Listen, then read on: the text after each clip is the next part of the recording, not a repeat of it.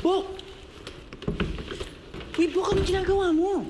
Ano ba? Bumalik ka na nga dito. Anong ginagawa mo? Kailangan kong umalis. Let me go.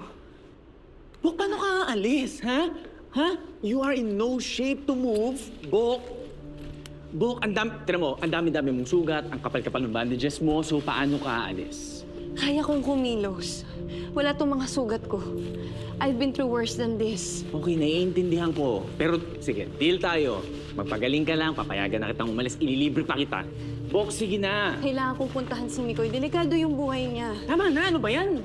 Puro ka Mikoy, Mikoy, Mikoy. Wala ka ng ibang bukang bibig kundi Mikoy. Ano? Ano nangyari sa atin ngayon? Ha? Ganyan ba talaga? Handa ka magpakamatay para lang dyan kay Mikoy? Importante siya sa kasong binubuo natin laban sa mga Moraviano. If that's the risk I need to take, I'll take that. Siya noong, he's our asset. And he is now our liability. Baka hindi mo nakikita yon. We need to get rid of him ng malinis habang may oras pa tayo, habang may chance pa tayo. Mas lumalalim ang sikreto sa bawat episode. Kaya pa ba? Kung kaya, mag-click next video na at mag-subscribe sa TV5 YouTube channel.